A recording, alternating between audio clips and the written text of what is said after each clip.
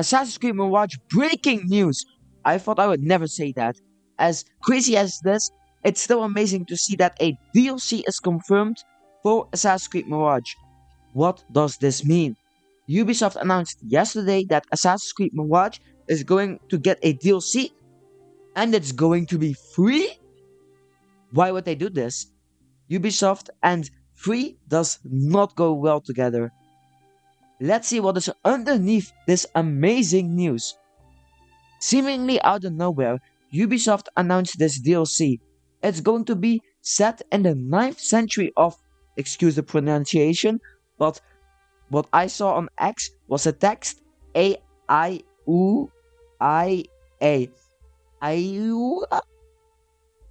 I don't know about the pronunciation, but you guys try it, and we'll see if it's right or not.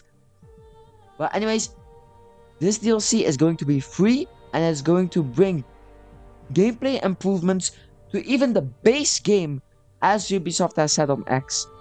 But what does this mean? And what is in it for the story?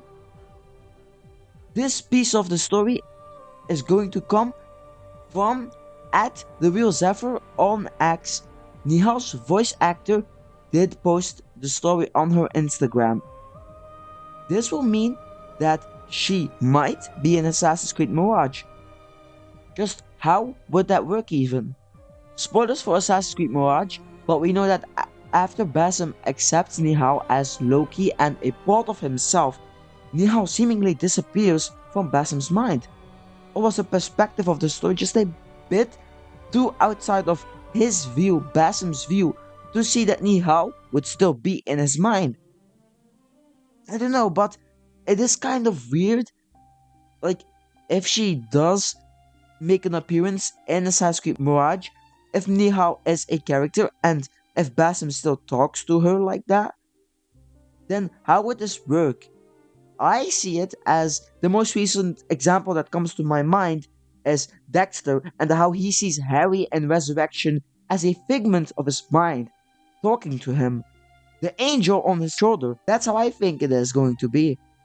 But for Basim, this would be Nihal, the darker tendencies of Loki, as Basim is kind as a person, with just about everybody. No one hates him, but also, he's kind of a loner, so what is exactly going on with just how the story is done? I don't know. I don't know about this angle, but it does feel good to theorize about it. Let me hear your thoughts down below, man. What do y'all think? Zephyr also tweeted out that Ubisoft Middle East is going on this. Zephyr also announced that Ubisoft Middle East is working on this new DLC for Mirage.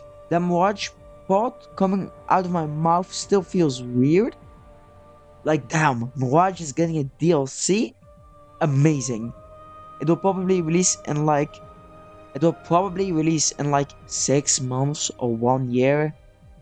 But anyways, Zephyr then came out with the last bomb. He has the whole timeline from how this announcement started. Like, not this announcement that Ubisoft made on their socials for the Mirage DLC, but the announcement, everything that leads up to it, everything behind the curtain. Let's go for it, man. So, this announcement first started with a French news article posting that this deal was signed. Ubisoft has signed a deal with Savvy Games Company, owned by Saudi Arabia, to make some games, to make some things. They signed a deal to work together on multiple projects. This was reported by, and again, excuse the pronunciation, Les Echos. But we now know that this deal included a DLC to be made for Assassin's Creed Mirage, which will add multiple maps. Do y'all hear this?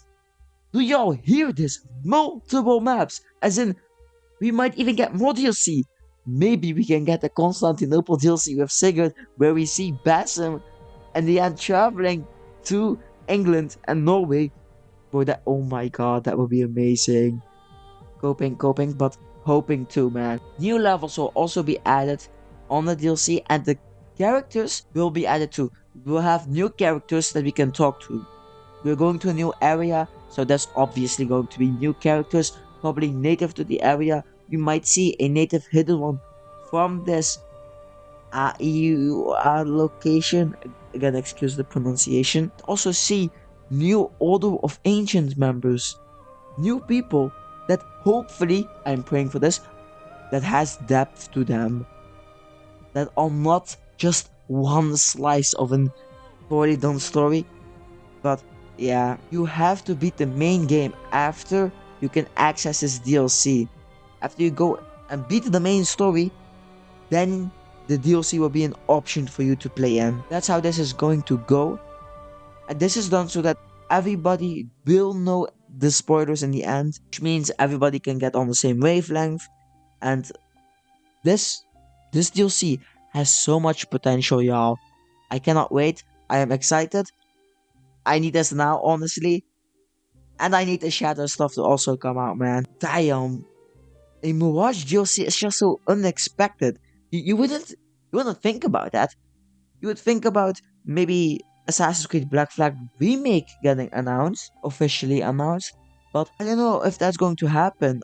I saw that other creators did make videos on that the remake might release on a later date or be announced on a later date, and it's not going to be sooner or later. So I don't know for sure about that side of the angle, but we still have a lot of game news to get. Ubisoft still has a panel for Gamescom 2025.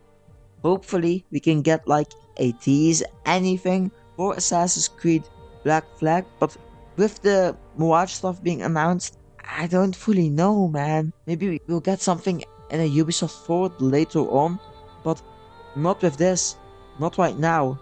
Not right now. Not right now. But it's amazing. Honestly, flabbergasted, shocked. That's how I'm feeling, bro. Mirage DLC, where we go to a new location with the Mirage engine, parkour.